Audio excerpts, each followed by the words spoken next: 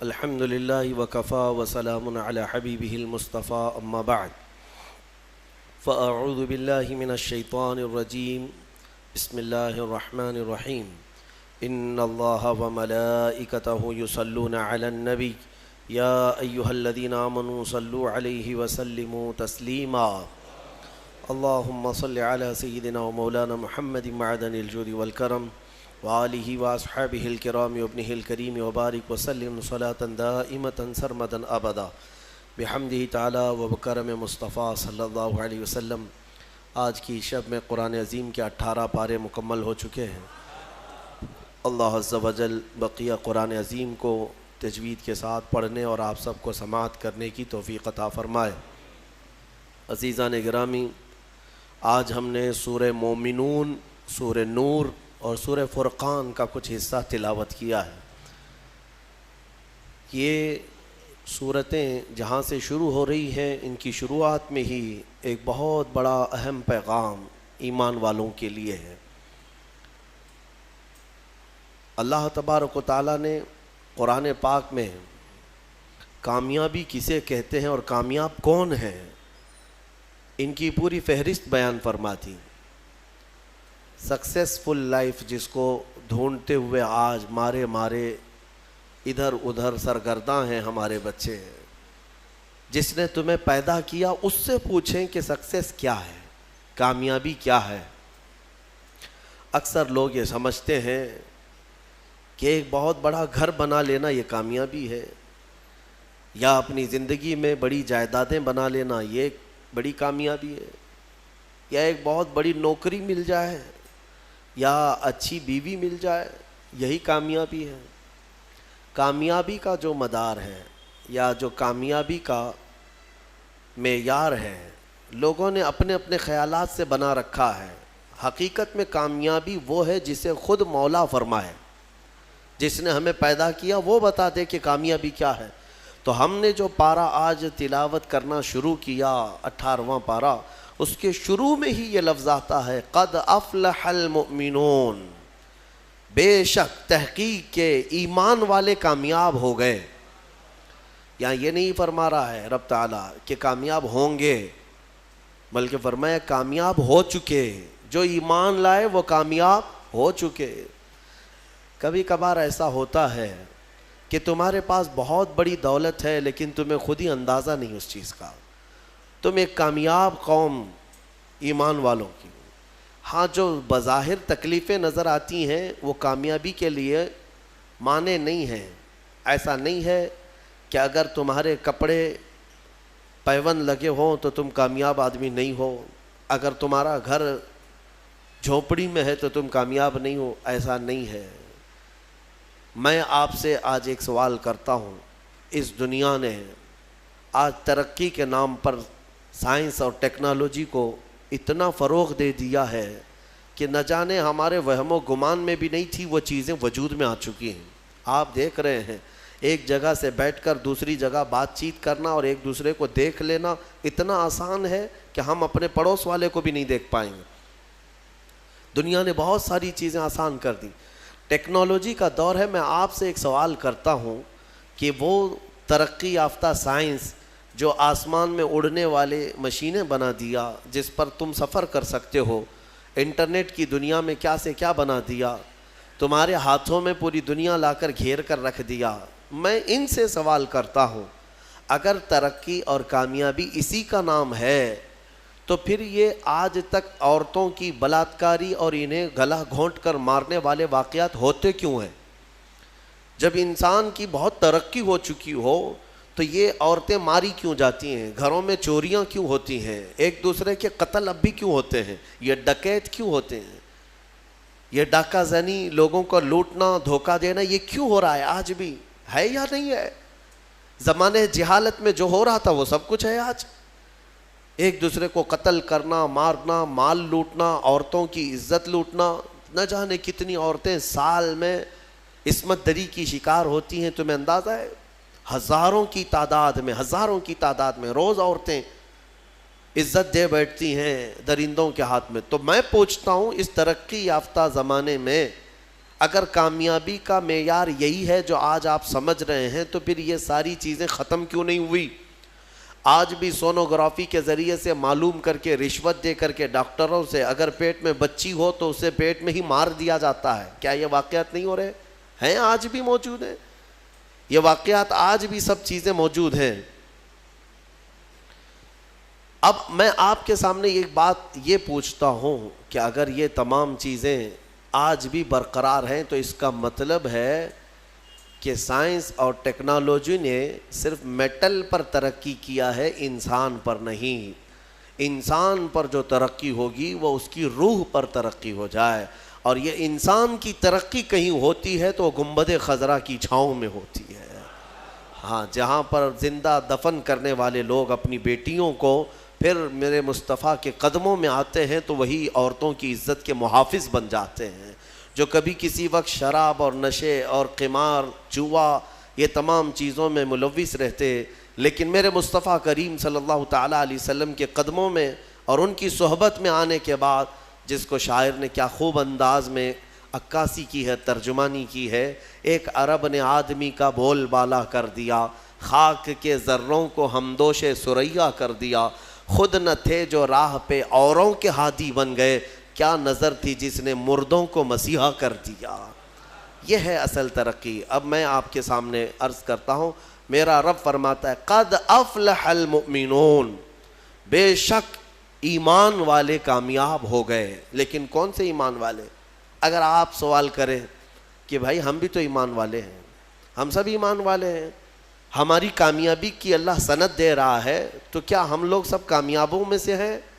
تو پھر آگے کی آیتیں پڑھنی ہوں گی آپ کو۔ اللہ فرماتا ہے الذین هم فی صلاتہم خاشعون، وہ ایمان والے کامیاب ہیں جو اپنی نمازوں میں گڑ گڑاتے ہیں اللہ کی بارگاہ میں، ہاں خشوع کے ساتھ، دل کی حضوری کے ساتھ اپنے مولا کی عبادت کرتے ہیں، وہ ایمان والے کامیاب ہیں۔ اتنے ہی پہ نہیں، آگے اور آیتیں ہیں والذین هم عن اللغو معرضون، اور وہ ایمان والے کامیاب ہیں جو بے حیائی سے بہت دور نکل جاتے ہیں۔ کہیں اگر بے حیائی، برائیاں ہیں تو وہاں سے کٹ جاتے ہیں، دور ہو جاتے ہیں، وہ ایمان والے کامیاب ہیں۔ پھر والذین هم للزکاة فاعلون، وہ ایمان والے کامیاب ہیں جو زکوٰۃ کو صحیح طریقے سے ادا کرتے ہیں۔ والذین هم لفروجہم حافظون، یہ آیت بہت اہمیت کی حامل ہے۔ مولا فرماتا ہے وہ ایمان والے کامیاب ہیں جو اپنی شرمگاہوں کی حفاظت کرتے ہیں۔ یہاں تک ہے، اتنی صفات جس ایمان والے کے اندر آ گئی وہ کامیاب ہے۔ 4 چیزیں یہاں پر بیان ہوئی ہیں، ایمان ہے، نماز ہے، بے حیائیوں سے رکنا، زکوٰۃ کا دینا، اور پھر شرمگاہوں کا حفاظت کرنا۔ یہ بہت اہم 4 چیزیں قرآن میں بیان کی گئی ایمان والوں کی صفات میں۔ یہ 4 چیزیں جس کے ساتھ آئی وہ ایمان والا بہت کامیاب ہے، بہت کامیاب ہے۔ اللہ تعالی ہمیں ان تمام چیزوں پر عمل کی توفیق عطا فرمائے۔ والذین هم لفروجہم حافظون میں مفسرین فرماتے ہیں وہ لوگ جو اپنی شرمگاہوں کی حفاظت کرتے ہیں۔ دنیا میں انسان، اس کے پاس 2 شہوتیں ہیں۔ شہوت کہتے ہیں برائی کرنے کی خواہش، ایک زبان کی شہوت ہے اور ایک شرمگاہ کی شہوت ہے۔ یہ دونوں چیزیں انسان کو حرام کاریوں میں مبتلا کر دیتی ہیں۔ زبان کی شہوت کیا ہے؟ یہ نئی نئی چیزیں کھانا پسند کرتی ہے، اس کو جس چیز کی لت لگ جائے، چٹخارے جس کو کہتے ہیں، تو پھر یہ ہلکی پھلکی چیزوں پر صبر بھی نہیں کرتی، اور یہ زبان کی شہوت اس کو حرام حلال سب بھلا دیتی ہے۔ جب انسان کو چٹ لگ جائے کسی چیز کے کھانے کی تو پھر اب وہ یہ نہیں دیکھتا کہ یہ جو چیز میرے پاس کھانے کی آ رہی ہے وہ چوری کی ہے، حلال ہے یا حرام ہے۔ میاں گوشت کھانے کی خواہش ہو گئی تو یہ تحقیق کرنا بھی چھوڑ دیا، آخر یہ ذبح کیا ہوا ہے یا مرا ہوا ہے، کچھ پتہ نہیں۔ میں نے اس سے قبل بھی کئی مرتبہ اعلاناً یہ کہا ہے، ممبئی کی سرزمین پر ایک ہوٹل والے پیزا بیچ رہے ہیں، اور جو نان ویج پیزا ہے مسلم ہوٹل ہے، کھانے والے لے بھی جا رہے ہیں، پیزا کا شوق ہے۔ بعد میں پتہ چلا کہ ہوٹل کا مالک خنزیر کا گوشت بیچتا ہے، اس پیزے میں پورک ہے، پورک بیچا جاتا ہے۔ باضابطہ اس سے کسی نے فون کر کے پوچھا بھی کہ صاحب آپ تو مسلمان ہیں, آپ یہ سور کا گوشت کیسے بیچ رہے ہیں اس پیزا میں؟ اس نے کہا جسے کھانا ہے وہ کھائے, میں جو نہیں کھانے والے ان کو نہیں بیچ رہا ہوں. ہمارے پاس کھانے والے بہت سارے آتے ہیں, ان کے لیے میں بیچ رہا ہوں. نعوذ باللہ من ذالک. یہ زبان کی شہوت ہے. اسی لیے میرے عزیزو, آج جو پھیلی ہوئی ساری چیزیں جو مل جاتی ہیں, کتنے ایسے ہیں وہاں پر, ہم نے معلومات کیا, اپنے بچے بتاتے ہیں کہ بہت سارے جو چھوٹے موٹے نکڑ پہ ہوٹل چلانے والے جو چکن بیچتے ہیں, مری ہوئی مرغیوں کا بیچتے ہیں. اور باضابطہ کچھ ہوٹل والے یا جو نکڑ پہ چلانے والے لوگ ہیں وہ دوسروں کو یہ ٹک بھی دیتے ہیں کہ میاں اس طرح کا گوشت لاؤ, پروڑے گا, بہت آسان ہے, بہت سستے میں ہو جائے گا. مری ہوئی مرغی 20 روپے کلو مل جاتی ہے, 20 روپے کلو مل جاتی ہے. جو چکن بیچتے ہیں دکانوں والے وہ خود بھی بتاتے ہیں, ہمارے پاس باضابطہ یہ پوچھنے کے لیے آتے ہیں, مری ہوئی کچھ ہیں تمہارے پاس؟ میرے عزیزو, یہ تمام چیزیں ایسی ہیں کہ ہم احتیاط کریں. اور زبان کی شہوت ان سب حرام چیزوں میں لگا دیتی ہے. دوسری شہوت ہے شرمگاہ کی. یہ نہایت ہی خطرناک ہے, جو زنا تک لے جاتی ہے. اور یہ شرمگاہ کی شہوت انسان کو تباہ و برباد کرتی ہے. حدیث رسول ہے, میرے آقا صلی اللہ علیہ وسلم نے فرمایا, جو زنا کرتا ہے اس وقت اس کا ایمان اٹھا لیا جاتا ہے. ایمان کے ساتھ کوئی زنا کر ہی نہیں سکتا, ایمان کی حالت میں کوئی زنا میں مبتلا ہو ہی نہیں سکتا. جس وقت وہ زنا میں مبتلا ہو اس کا ایمان اٹھا لیا جاتا ہے. یہ اسلام میں سب سے سنگین جرم ہے, سب سے بھیانک گناہ ہے. بلکہ بعض حدیثوں میں ہے کہ جب کوئی اجنبی مرد اور اجنبی عورت جن کا کوئی اسلامی تعلق نہیں ہے, رشتہ نہیں ہے, وہ جب تنہا ہوتے ہیں اور خواہشات نفسانیہ ان کی ابھر آتی ہیں, شہوت باہر آتی ہے, تو اللہ کا عرش بھی ہلنے لگ جاتا ہے. یہ اتنا بڑا بھیانک گناہ ہے. اللہ تبارک و تعالی سخت ترین عذاب ان لوگوں کو دے گا جو زنا میں مبتلا ہیں. بلکہ ایک روایت یہ ملتی ہے, قیامت کے دن وہ لوگ آئیں گے جو زنا میں مبتلا تھے اور انہیں ننگا لایا جائے گا, اور ان کی شرمگاہوں پر لوہے کے سلاخوں سے فرشتے آگ تپا کر کے داغ رہے ہوں گے ان کی شرمگاہوں کو, وہ عورتیں ہوں یا مرد ہوں, ان کو تپایا جا رہا ہوگا. اور اس کی بدبو اس قدر سخت ہوگی کہ پورے اہل محشر ان سے پریشان ہو چکے ہوں گے.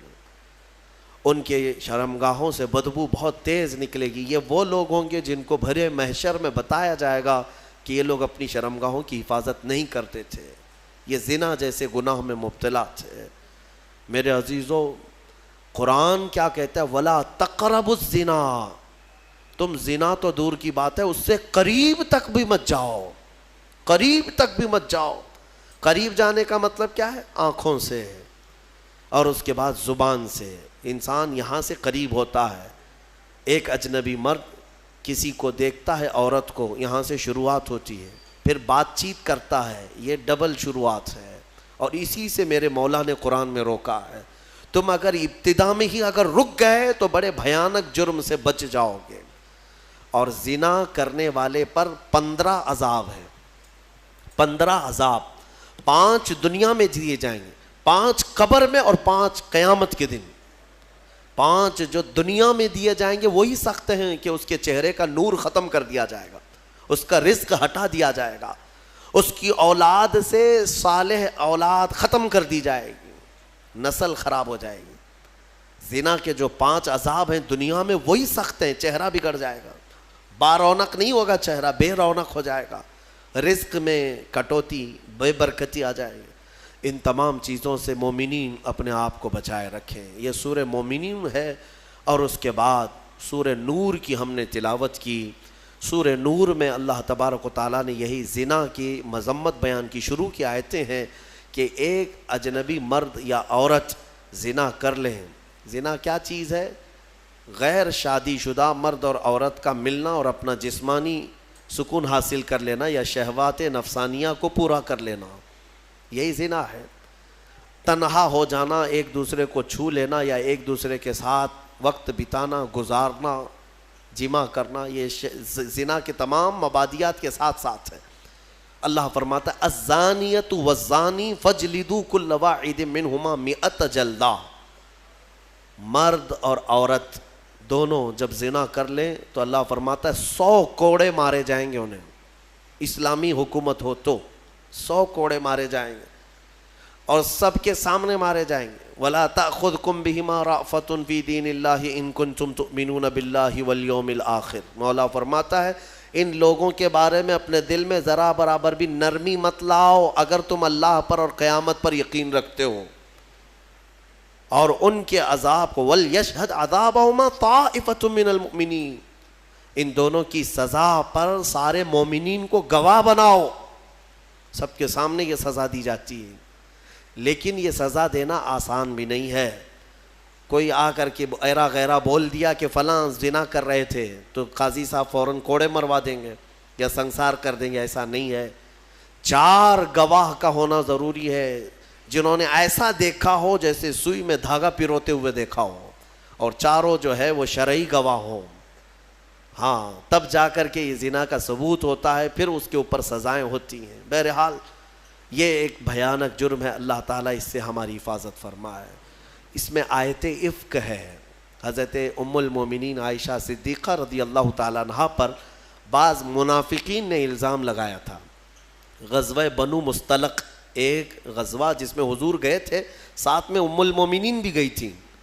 حضور جب بھی جہاد پہ جاتے، غزوہ پر جاتے، تو کوئی نہ کوئی حضور کی ازواج مطہرات میں ساتھ میں آپ کے ہوا کرتی تھی۔ اس غزوے میں حضرت عائشہ ساتھ میں تھیں۔ واپسی میں جب رسول کریم صلی اللہ تعالیٰ علیہ وسلم مدینے کی طرف آ رہے تھے، رات کو ایک جگہ پر قیام کیا، سب لوگوں نے قیام کیا، اور صبح ہونے سے پہلے پہلے کوچ کرنے کا حکم ہوا۔ حضور پاک صلی اللہ علیہ وسلم اپنے صحابہ سمیت کوچ کر گئے۔ ہوا یہ کہ حضرت عائشہ صدیقہ کا جو کجاوا اونٹ پر رکھا جاتا تھا، یعنی ایک پوری جھوپڑی ہوتی تھی، اسے اٹھا کر رکھا جاتا تھا، اٹھا کر کے پھر اتارا جاتا تھا زمین پر، تو وہ نیچے تھی۔ حضرت عائشہ اس میں بیٹھی نہیں تھی، ان کا ایک ہار کہیں چھوٹ گیا تھا، وہ ڈھونڈنے کے لیے نکلی تھی۔ صحابہ نے خالی کجاوا اٹھایا اور اونٹ پر رکھ دیا اور لے کر چل پڑے۔ ان کو ایسا لگا کہ ام المومنین اندر ہیں، چل پڑے۔ سفر بہت لمبا ہو گیا، صبح کا وقت تھا، حضرت عائشہ چھوٹ گئی پیچھے راستے میں۔ ان کا کھویا ہوا وہ جو ہار ہے اس کو تلاش رہی تھی۔ ہوتا یہ تھا کہ قافلے میں پیچھے ایک صحابی آیا کرتے تھے جو گرا ہوا سامان اٹھاتے ہوئے، کافی دور وہ چلتے رہتے تھے قافلے سے۔ اس وقت حضرت صفوان ایک صحابی ہیں، وہ پیچھے چلے آ رہے تھے۔ انہوں نے حضرت عائشہ کو تنہا دیکھا تو انہوں نے کہا انا للہ، یہ کیا ہو گیا، حضور کی زوجہ ہیں اور یہ اکیلی کیسے رہ گئی۔ تو بہرحال حضرت صفوان نے پورا سہارا دے کر حضرت عائشہ رضی اللہ تعالیٰ عنہ کو مدینے تک ساتھ لائے۔ مدینے جب پہنچے تو منافقین نے اتنی بات پر الزام لگانا شروع کر دیا، رسول اللہ کی زوجہ عائشہ کسی اور کے ساتھ تنہا چلی گئی تھی، معاذ اللہ۔ یہ بھیانک الزام تھا، تہمت، اس کے گناہ، یہ بھی اس کے بھی حدود آئے ہیں قرآن میں۔ اگر کسی مومن پر یا مومنہ پر آپ نے تہمت لگائی اور ثبوت نہیں لا سکے تو 80 کوڑے مارے جائیں گے، اور پھر زندگی بھر کبھی اس کی گواہی قبول نہیں کی جائے گی۔ وہ مردود الشہداء کہلائے گا، الزام لگانے والا، تہمت لگانے والا کسی پر۔ یاد رکھو آسان نہیں ہے کسی کے بھی بارے میں کچھ بھی تہمت لگا دینا، بہت بڑا گناہ ہے، بہت بڑا گناہ ہے تہمت لگانا۔ یہاں ایسی بیٹھے اٹھے نہ جانے کتنے بھیانک گناہوں کی تہمت کئی لوگوں پر لگا دیتے ہیں، ایسا ہے ویسا ہے، قیامت کے دن پکڑ ہوگی۔ حضرت عائشہ صدیقہ رضی اللہ تعالیٰ عنہ پر جو تہمت لگائی تھی، یہ کنٹینیو 1 مہینے تک معاملات مدینے میں چلتے رہے۔ حضرت عائشہ اپنے میکے چلی گئی تھی، حضرت ابوبکر کے گھر۔ حضور پاک صلی اللہ تعالیٰ علیہ وسلم انتظار کر رہے تھے کہ میرا رب کیا فرمائے گا، وہی کیا آئے گی، لیکن یہ امتحان کی گھڑی تھی۔ حضور پاک صلی اللہ تعالیٰ علیہ وسلم صحابہ کو بلاتے اور پوچھتے تمہارا میرے گھر والوں کے بارے میں کیا خیال ہے، میری زوجہ کے بارے میں کیا خیال ہے۔ جو عشق والے تھے انہوں نے عشق کی بولیاں بولی، حضرت عمر سے بلایا، پوچھا حضور نے تم کیا کہتے ہو؟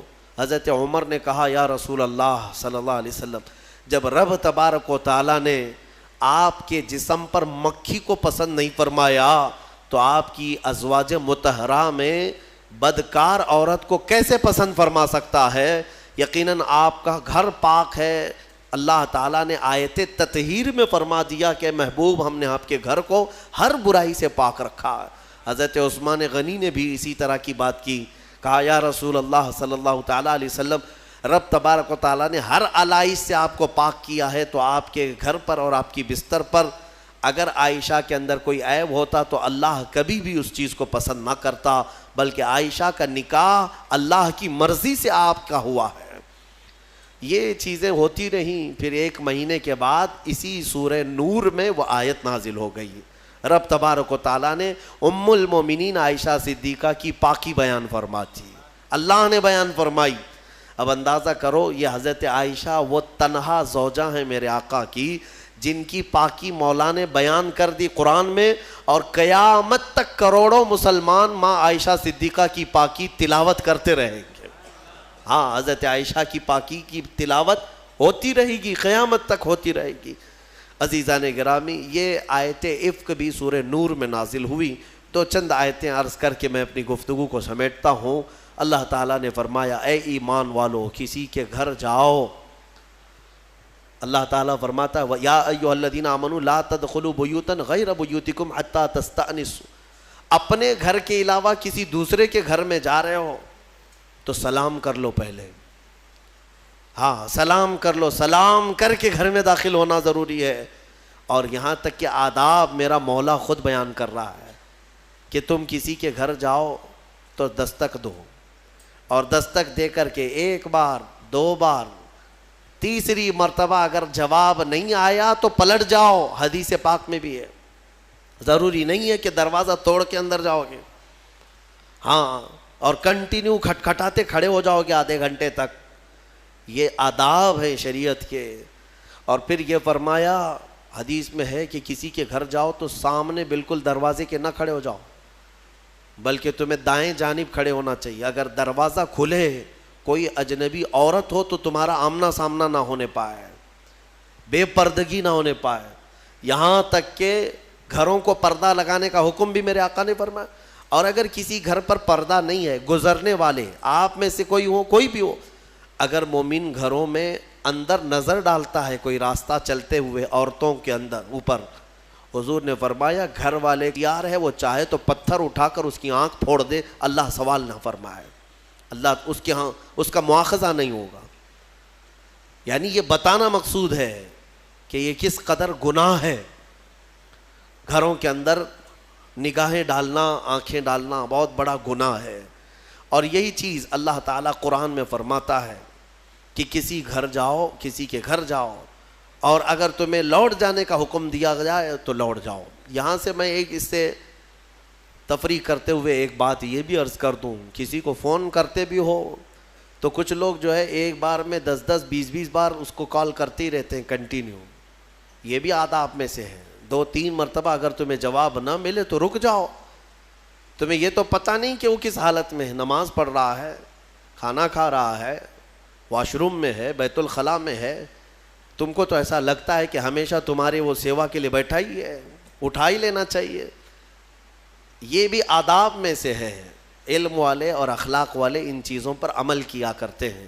سورہ نور میں اور بھی بہت ساری باتیں ہیں کہ بچوں کے متعلق فرمایا گیا کہ جب یہ عقل والے ہو جائیں تو ماں باپ بھی انہیں الگ سلایا کریں۔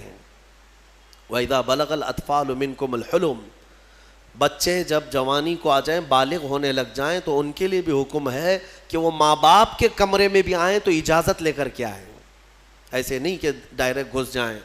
بچے جب شعور والے ہو جائیں ان کو یہ سب آداب گھروں کے سکھائے جائیں کہ گھر میں آنے کے آداب کیسے ہیں۔ ماں باپ اگر تنہا بیٹھے ہیں تو بچہ کیسے آ جائے گا، وہ بھی دستک دے کر کے آئے، اجازت لے کر کے آئے، یہ بچوں کو تعلیم و تربیت دی جائے۔